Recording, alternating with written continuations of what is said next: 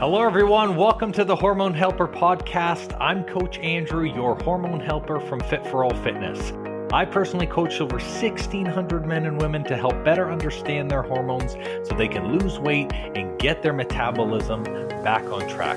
With this podcast, you're going to hear from me and my special guests about everything from metabolism to thyroid to weight loss. And we even talk a little bit of sexy time as we chat to spread more knowledge thick like butter on your hormones. If you're ready to learn, I'm ready to share, so let's do this. Hey guys, welcome back to the podcast. Coach Andrew here, and today's episode, I wanted to talk to you about the purpose of changing up your nutrition, the purpose of meal plans, the purpose of diets in general, when they should change, when they shouldn't change, kind of how we change them at Fit for All. This conversation is a conversation that I had with a client, talking to them really about the understanding of why food has to change in someone's routine, or in some cases, why it doesn't have to change. But this actually isn't a client who works with us as one of our traditional clients, like in our Hormone Reboot program or our Vantage program. This person is not someone who is looking for weight loss or inflammation or someone who needs to lose weight. It's actually someone that I work with as a part of what we call our C2C program. Our C2C program is our coach to coach program. So some of you may not know this, but I also coach health business owners and fitness business owners and a couple other coaches on how they can better deliver to their clients and how to develop a good fitness business or health coaching business for them. So the reason why I wanted to bring this up is because although me and her were talking about this, about meal plans in general, on when to change up delivery, how you know that someone needs to change their nutrition routine. This is actually something that I think is super relevant because a lot of people, when they come to me as a health coach, they don't fully understand why their nutrition needs to change. They also don't traditionally know what eating right for them looks like, how to eat right for their body type, what balanced meals looks like. And usually they come to me already doing 3 or 4 diets, or they've worked with different programs before. So changing food is not something that's always necessary. 95% of the time, doing simple things like cleaning up your diet is actually going to be enough for you to see results. But in some cases, people need to do more stringent protocols. They need to be put on certain gut routines, and there's a reason behind them, but there's a huge balance for me as a coach between, do I put someone on a nutrition plan that might be a little bit strict versus how can I get someone to eat sustainably so they can realistically maintain their nutrition long term?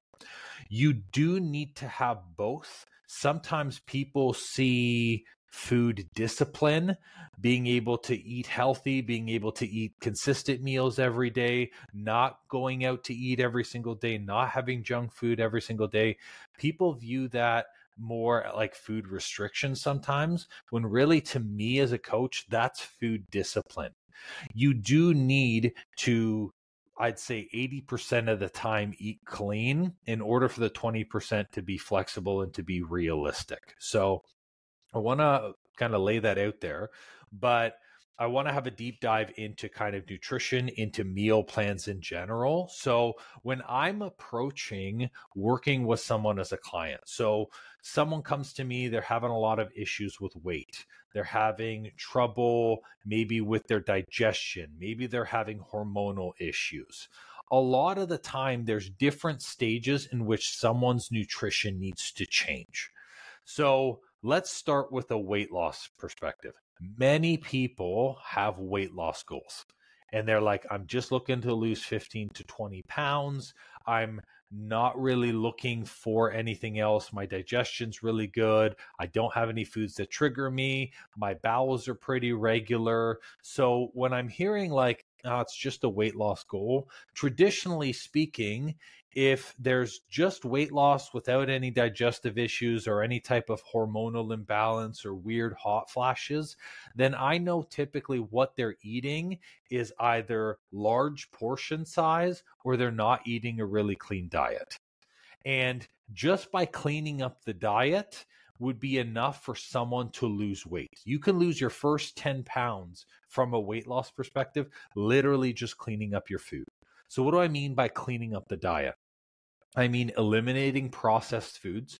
So any food that comes in a box in a bag or has more than 4 ingredients. If you cut that out, you're going to lose 2 to 3 pounds right there, 100%. The second thing, eliminating liquid calories. So this is making sure that you're transitioning off of the pops, off of sugary drinks, or off of just sugar in general. And having 3 consistent meals every single day that are right portion sized.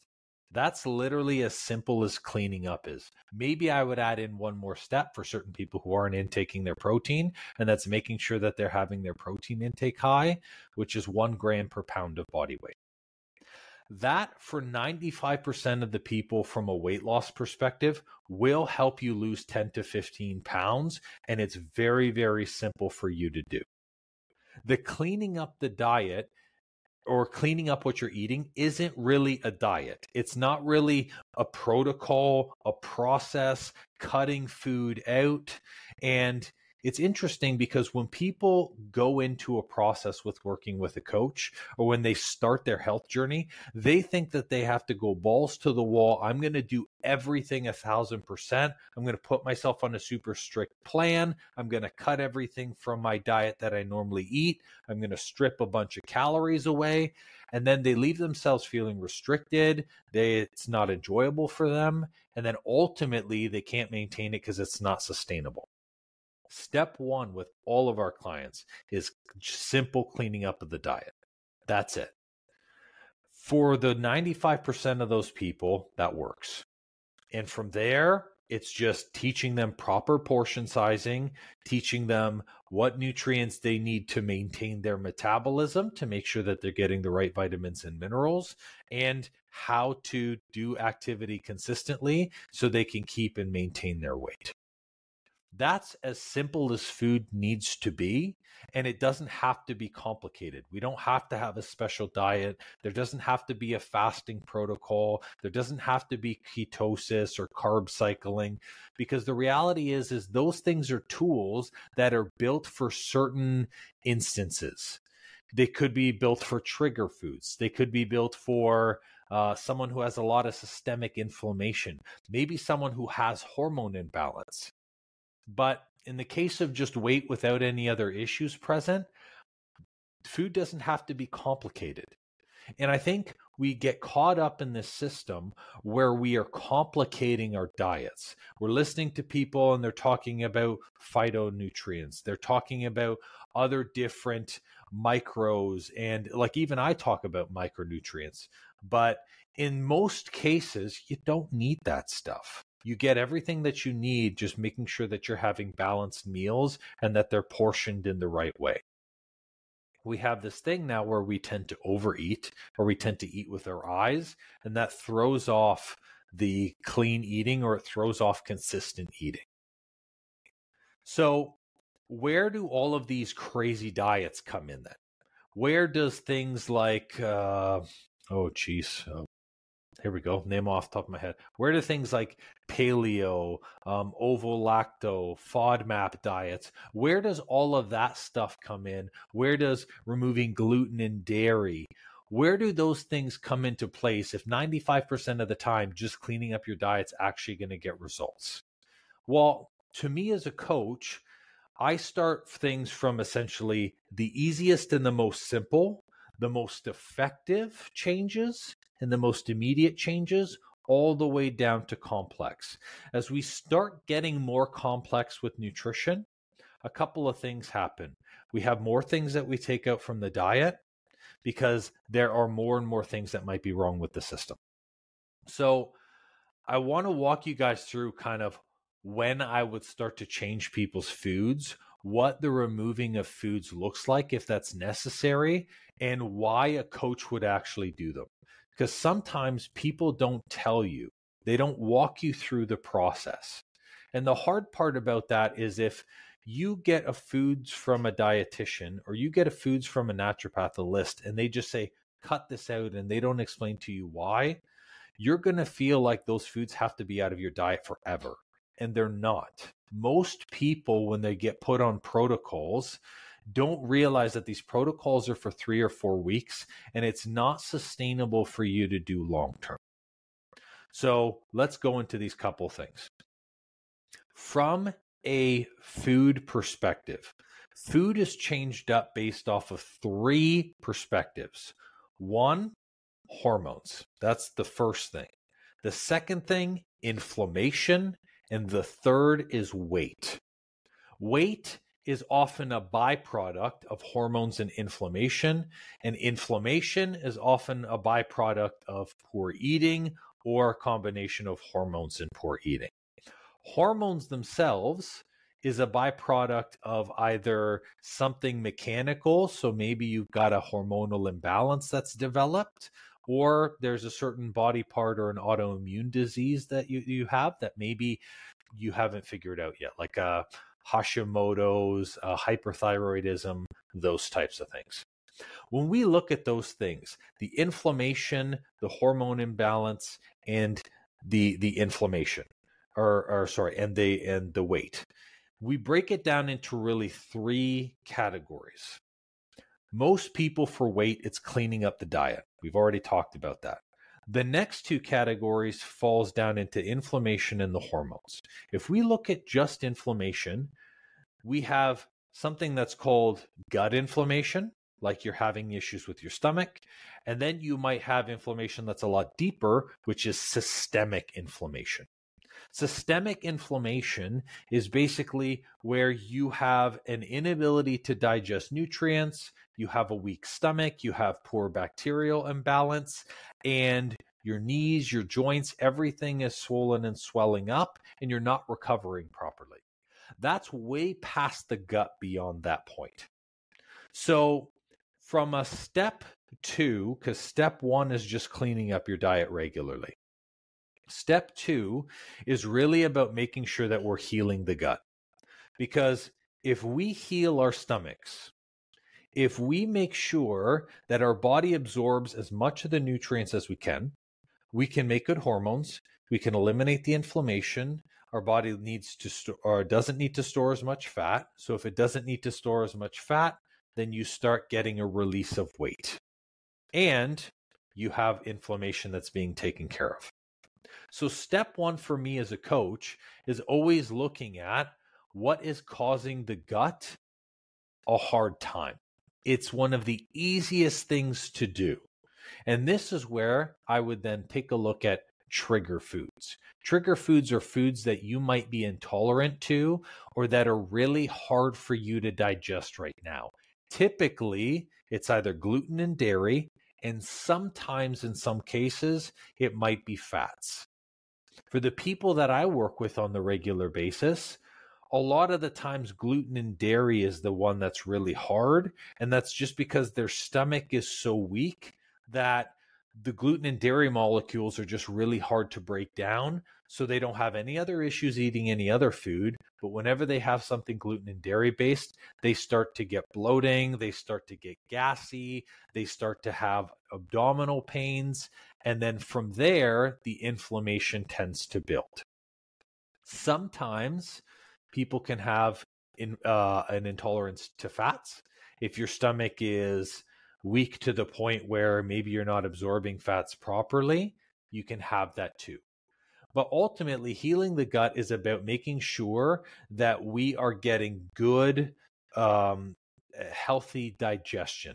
So it's about changing the food to make sure that we can get as much healthy bacteria flourishing, growing, so then it can start to break down all of the food we're eating. So the easiest way to do that for the gut is to make it easy for it to break down the current food while fueling new food or while fueling new nutrients into bacterial growth. So these whole diets where trigger foods get removed, or where coaches will tell you, I want you to remove gluten, I want you to remove dairy, that's literally the next step. You remove trigger foods and you have someone continuously eat clean. So at this point, what happens is because there's no foods that are hard for the body to digest, your stomach gets a little bit of a break to actually recover. And then it's going to start to use the nutrients that we're putting into the diet to start to encourage better bacterial growth. Therefore, if you can essentially fix I don't know why I threw it therefore. I've never so funny. The word therefore, I was like, this is an essay right now. Therefore, thereby, we completely scrap out therefore. That's hilarious to me. If there's a word, this is like kind of a PS. If there's a word in the dictionary that I can't stand, it's therefore. Therefore is one of those words where, like, if you ever picture someone staring down at you with glasses and then they push the glasses up, that's therefore. I hate it. So it's just funny that I used my most despised word. But from a trigger food perspective, the entire purpose is just so that way we can heal the gut. If the gut heals more, if it's digesting faster, then you get more nutrients, then you get a faster metabolism, then your body doesn't need to hold on to fat for emergency fuel, and then you get the opportunity to deal with inflammation faster. It's path of least resistance. Taking trigger foods out isn't really restricting somebody, because typically taking trigger foods out or taking foods that you're intolerant to out really is just about making sure that your stomach is strong enough. So you're looking at 3 to 4 weeks. Like an example, through our hormone reboot program, we spend the first 4 weeks removing trigger foods to make sure that people's stomachs are good. 90% of the time when I'm working with people, I do this anyways, just to make sure that their stomach and their digestion is solid. Because a lot of people don't know what bloating feels like, don't know what having good digestion feels like. So when they have it, they actually feel really good. Now, let's say you've done step 1, which is clean up your diet. You've done step 2, which is remove trigger foods that you're intolerant to. But still, you have issues. You have digestive issues, you have bloating, you have weird acne flare-ups, your energy levels all over the place, you have a poor intolerance to exercise, you feel super weak, and your weight's not budging. Well, in that case, we now have to go a step deeper. This is where specific diets and protocols come in play to make sure that we're tackling a specific issue. So the issue that's deeper is systemic inflammation. Systemic inflammation is when you've gone past the inability to digest nutrients. Now you have essentially poor bacterial imbalance in your large intestine, in your stomach. You now have an entire body that's running slow. If you run slow, your digestion's going to be slow, your nutrient process is going to be slow, your nutrient absorption's going to be poor, and this is where your metabolism is basically at a grinding stop. Most people hit this point when they've been burnt out for a really long time. So in my experience, people who work way too much overtime, people who go to bed at 11:30 or 12 every single night, or people who sleep 6 hours a day on top of trying to balance stuff with kids, tend to get into this place where inflammation builds up out of control. That's because they're not taking the sleep and the recovery seriously enough for it to actually heal the inflammation.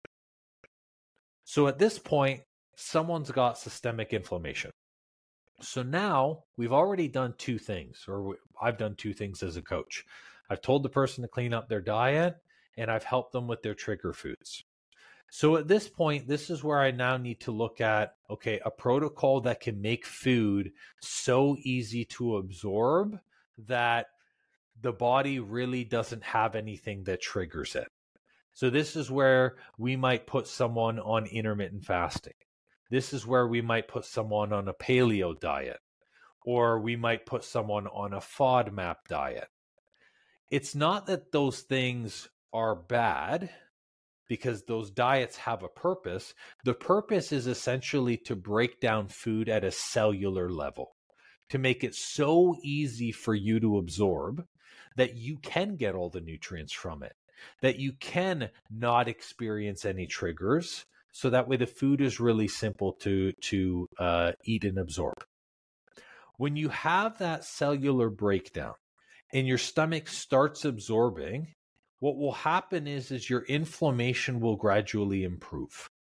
Typically, people who have systemic inflammation issues, these are people who have had digestive problems for a really long time. Like most of our clients, they've felt bloated for over a year. They've struggled with weight gain or with losing 20 pounds for like 2 to 3 years. Or all of a sudden their digestion changed after having their second and their third kid, and it never balanced out to normal. We have to correct the systemic inflammation first before we then start to look at the weight, because weight is just a byproduct. Weight on your body is the body saying to itself, I do not have enough energy to run as I am. So every time I eat, I need to store some extra energy in the form of fat so I can use it later. And remember, we don't want that. We don't want our body to store fat. Yes, your body's going to have a little bit of fat. You can't be 0% body fat. But what we don't want is an unhealthy level of body fat. However, we can't get rid of that body fat if we need the energy to deal with the systemic amount of inflammation we have every single day.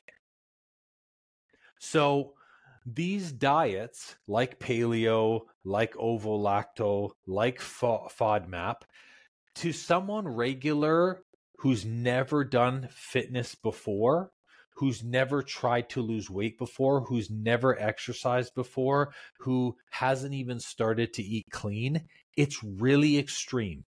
It's really intense. It's really food restrictive. And that's going to cause a lot of problems for them. And most of the people that I see who have we'll call food relationship issues, where they really struggle with their food, it came from food restriction, which led to some crazy cravings or possibly binge eating. It led to portion size issues, where they feel like the food is being taken away from them. And it led to a lack of enjoyment with food, where food was seen more as just like, I just have to eat chicken, rice, and potatoes every day just to kind of make it by. So we don't want those digestive issues, but we want to make sure that we're tackling the main thing, which is whatever the symptom is. Now, at this point, you've cleaned up the diet, you've removed trigger foods, and you're addressing systemic inflammation. So your plan is pretty strict. It's pretty regimented. Although it's temporary, it has to be in order to deal with the amount of inflammation. What happens then if the plan doesn't work? What happens if changing your food doesn't change the weight? Or if removing all of the trigger foods still leaves you feeling bloated, still leaves you with IBS issues? Then here's the thing. The issue is no longer food related.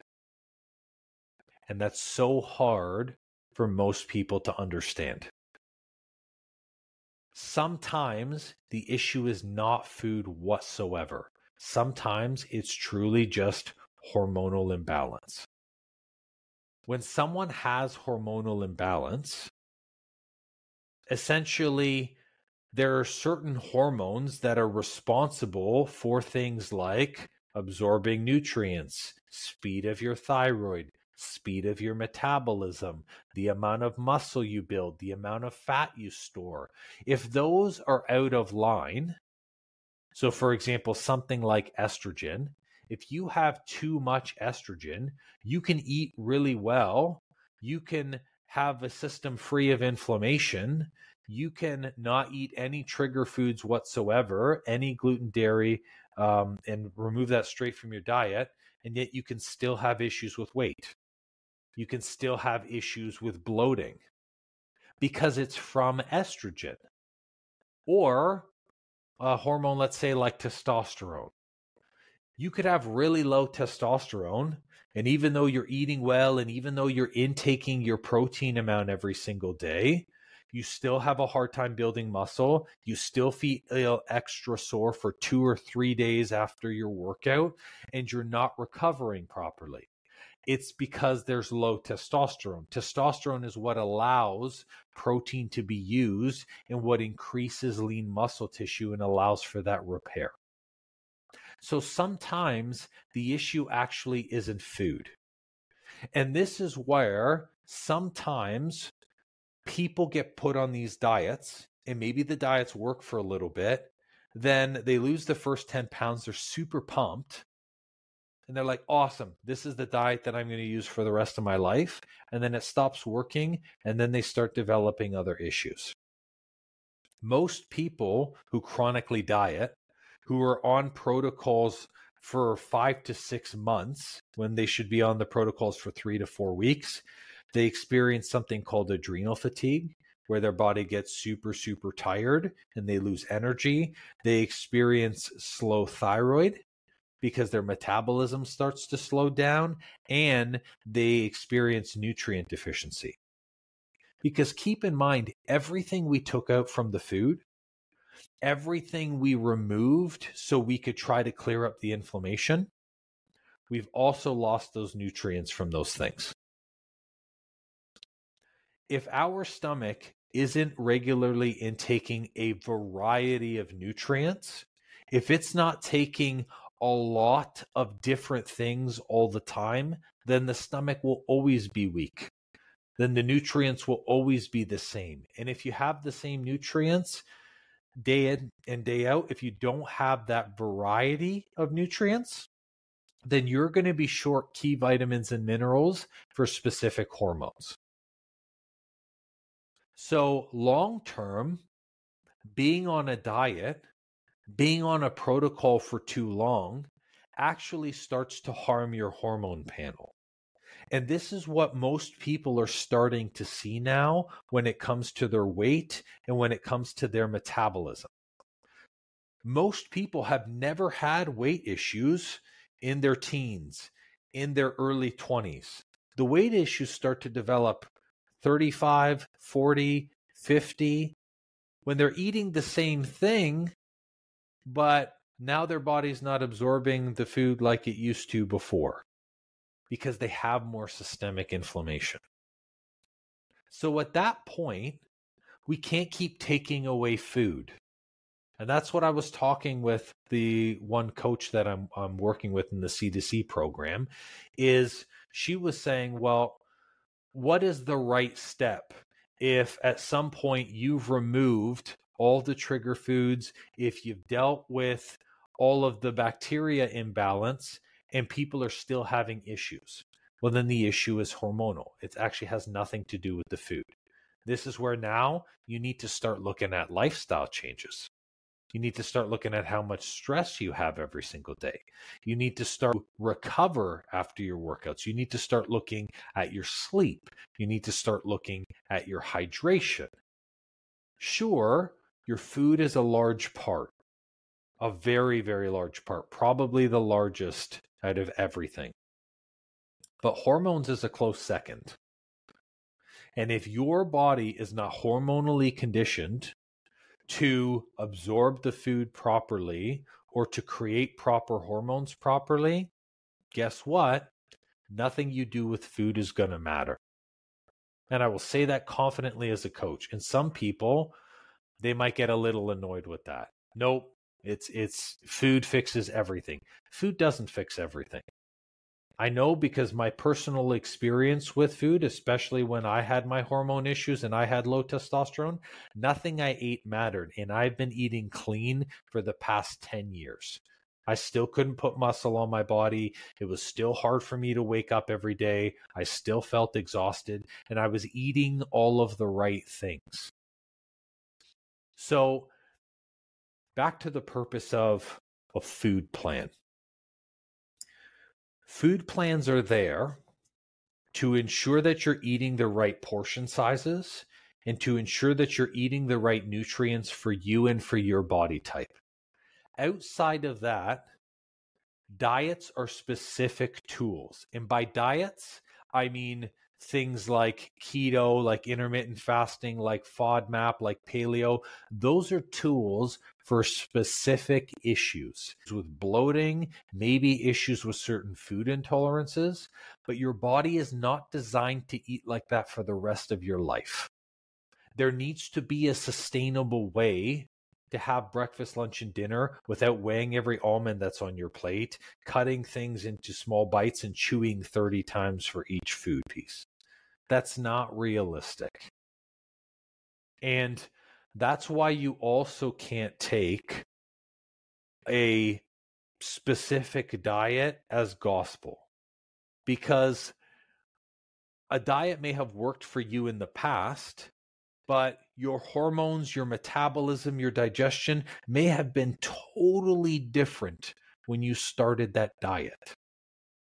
Versus now, if it's not working for you, there are a couple of things that we want to take a look at and see. So that's what I wanted to share with you guys today on this podcast, really about understanding at a fundamental level when you need to change your food and what diets purposes are for, or protocols purposes are for. Now, speaking of the when you need to change your food does not need to change every 3 to 4 weeks.